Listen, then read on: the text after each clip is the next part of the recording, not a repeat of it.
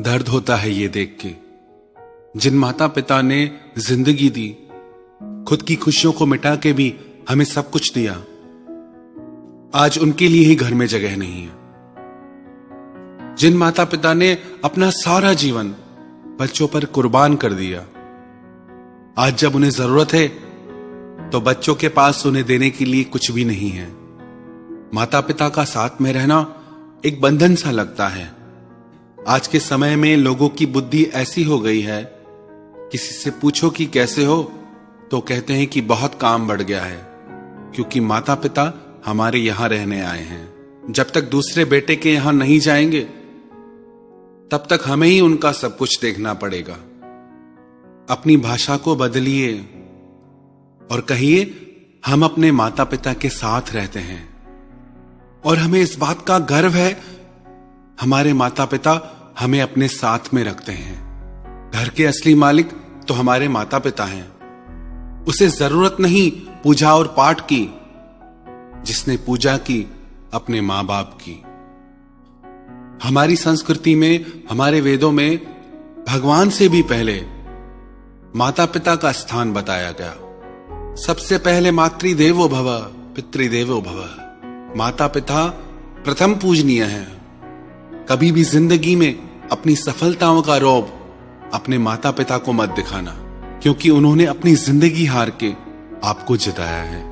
जिस मां बाप ने हमें बोलना सिखाया, आज हम उन्हें ही चुप करा देते हैं। माता पिता के ऋण से कभी कोई अऋणी नहीं हो सकता। हमारा वजूद ही उनकी वजह से है। संसार की सारी संपत्ति देके भी वजूद को नहीं खरीदा जा सकता, जिंदगी को नहीं खरीदा जा सकता। कई लोग कहते हैं कि हमारे माता पिता हमारे लिए कुछ नहीं छोड़ के गए। कई लोग तो इतने मंदमती होते हैं जो कहते हैं कि माता पिता ने जायदाद में हिस्सा ही नहीं दिया, कुछ नहीं छोड़ के गए मेरे लिए। क्या आपको पता नहीं आपके माता पिता क्या छोड़ के गए?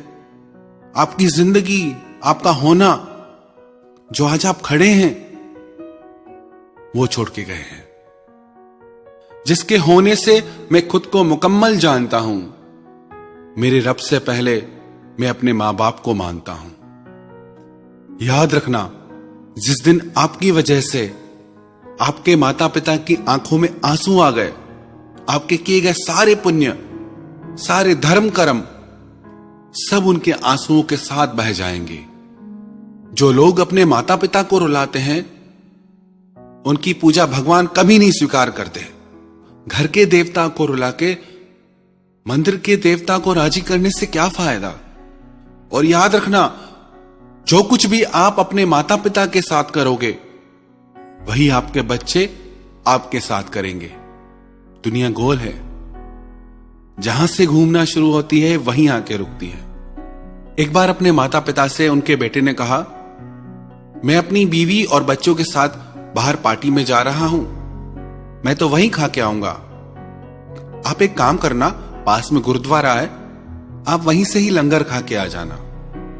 जब वो घर से निकले तो रास्ते में उस लड़के के बेटे ने अपने पिता से पूछा, जब आप भविष्य में बड़ा घर लोगे तो गुरुद्वारे के पास में लेना। पिता ने पूछा, ऐसा क्यों? गुरुद्वारे के पास में घर क्यों चाहिए? तो उसका बेटा बोला, जैसे आज आप दादा दादी को गुरुद्वारे में लंगर खाने के लिए कह के आए, जब बड़ा होके मैं पार्टी में जाऊंगा तो आपको भी तो लंगर में जाना पड़ेगा ना। अपने बेटे की ऐसी बात सुन के वो होश में आ गया। उसी समय अपने घर लौट के आया और अपने माता पिता से माफी मांगी। तो जो भी आप अपने माता पिता के साथ करोगे, आपके बच्चे आपके साथ करेंगे। एक पिता अपने पुत्र से बहुत प्यार करता था। उनकी पत्नी मर चुकी थी, तो उन्होंने अपने पुत्र को पाल पोस के बड़ा किया। रोज जंगल से लकड़ियां काट के लाते, रोज वो लकड़ियां बेचते, अपने बच्चे का पेट भरते। वो अपने बेटे को बहुत समझाते कि बेटा कुछ काम करो, अपने पैरों पे खड़े हो जाओ, कुछ सीख जाओ, मैं कब तक तुम्हारे साथ रहूंगा। पर वो अपने पिता की एक बात नहीं मानता था। और एक दिन ऐसा आया जब उस लड़के के पिता वृद्ध हो गए, असहाय हो गए, तो वो काम नहीं कर पाते थे, बीमार रहने लगे। जब उनके बेटे ने देखा कि मेरे पिता अब मुझे कमा के खिला नहीं सकते, तो इनकी क्या जरूरत है। उसने सोचा मैं खुद का ख्याल नहीं रख सकता तो अपने पिता को कैसे संभालूंगा। उसने एक योजना बनाई। वो बाजार गया और एक ताबूत बनवा के लाया। उसने सोचा इस ताबूत में पिताजी को डाल के मैं पहाड़ की चोटी से फेंक दूंगा। वो ताबूत लेके घर आया, अपने पिता से बोला कि पिताजी आपकी तबीयत बहुत खराब है, आप इस ताबूत में लेट जाइए, मैं आपको डॉक्टर के पास लेके चलता हूं। उसके पिताजी समझ गए। वो चुपचाप उस ताबूत में लेट गए। जब वो लड़का उस ताबूत को लेके पहाड़ की चोटी पे पहुंचा तो अंदर से पिता ने आवाज दी, बेटा इस ताबूत को खोलो, मुझे तुम्हें एक बात बतानी है। उसे लगा कि पिताजी कहीं भाग न जाए, तो पिताजी ने आवाज लगाते कहा कि मैं कहीं नहीं भागूंगा, तुम मुझे खोलो तो मैं तुम्हारे फायदे की बात तुम्हें बताता हूं। उसे लगा हो सकता है पिताजी के पास कोई संपत्ति हो जो मुझे देना चाहते हो। जैसे उसने वो ताबूत खोला, उसके पिता बाहर आके बोले कि बेटा मुझे पता है तुम क्या चाहते हो, मैं खुद इस पहाड़ की चोटी से कूद जाऊंगा, मुझे इस ताबूत की जरूरत नहीं है, इस ताबूत को तुम घर ले जाओ, एक दिन ये ताबूत तुम्हारे बच्चों के काम आएगा, क्योंकि जो तुम मेरे साथ करोगे तुम्हारे बच्चे भी तो वही तुम्हारे साथ करेंगे ना। ये बात सुन के उसके दिल को धक्का लगा।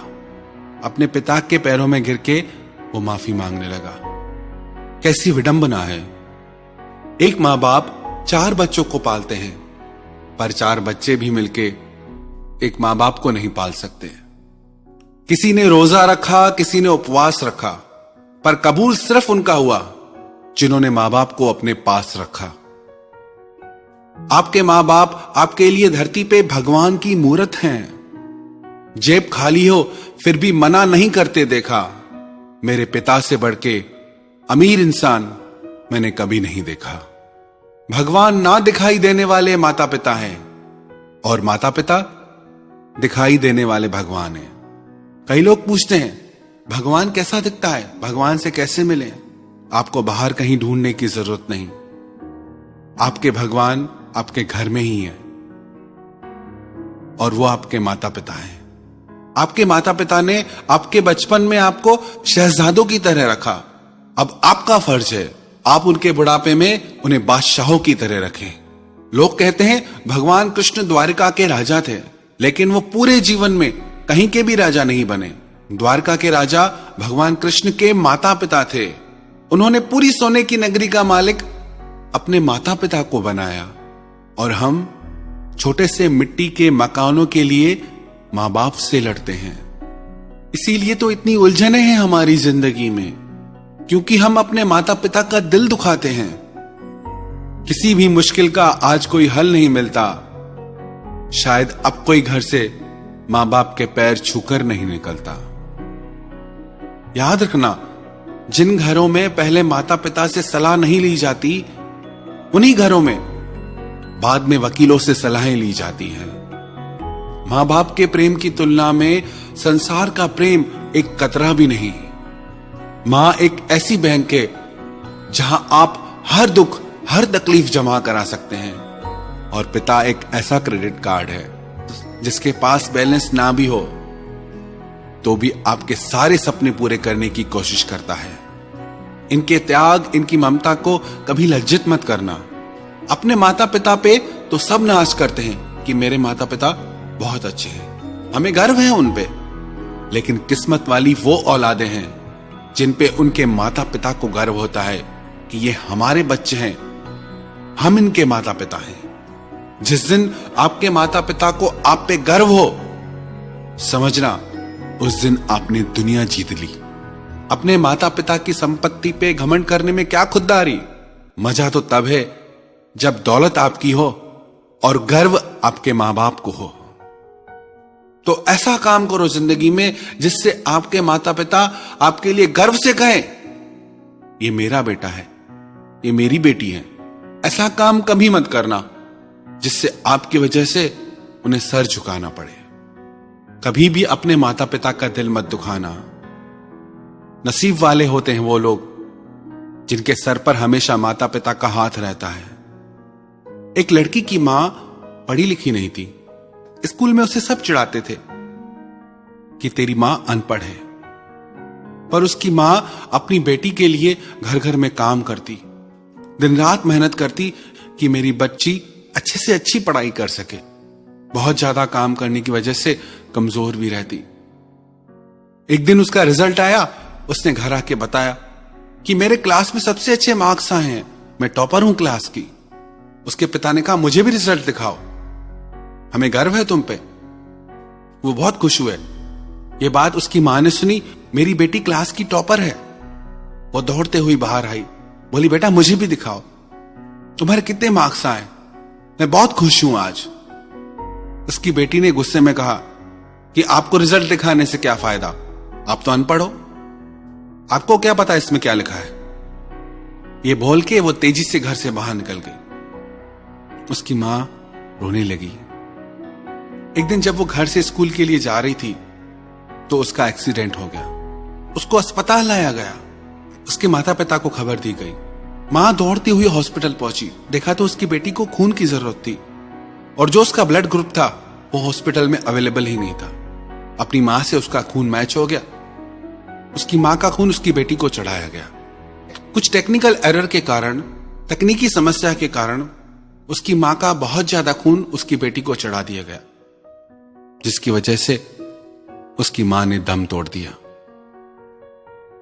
जब उनकी बेटी को होश आया तो उसके पिता ने कहा, हां बेटी, तेरी मां अनपढ़ थी तभी तेरे लिए जाके घर घर काम करती थी कि तू अच्छे से अच्छे स्कूल में पढ़ सके। अनपढ़ थी इसलिए सिर्फ तेरे ही कमरे में एसी लगवाया कि तू शांति से पढ़ सके। अनपढ़ थी इसलिए तुझे खून दिया, ये जानते हुए भी कि उसे खून की कमी है। अनपढ़ थी इसलिए तुझे अनाथ आश्रम से लेके आई और तुझे कभी एहसास भी नहीं होने दिया कि तू उसकी बेटी नहीं। जब उस लड़की को पता चला कि ये मेरे असली मां बाप नहीं है तो फूट फूट के रोने लगी। किस्मत वाले हो आप जो आपके मां बाप आपके साथ हैं। आज से कुछ वर्ष पूर्व इसी नवंबर के महीने में हमारी माता जी की आत्मा उनके शरीर से अलग हो गई। पिताजी उनसे भी पहले भगवान के पास जा चुके हैं। ये वीडियो मैं अपने माता पिता के चरणों में श्रद्धांजलि के रूप में समर्पित करता हूं। उनकी बार बार वंदना करता हूं और उन्हें कोटि कोटि प्रणाम करता हूं। और संसार के समस्त माता पिता को मैं बार बार प्रणाम करता हूं। I love you mom, I love you dad. आपका प्यार, आपकी यादें हमेशा मेरे दिल में रहेगा।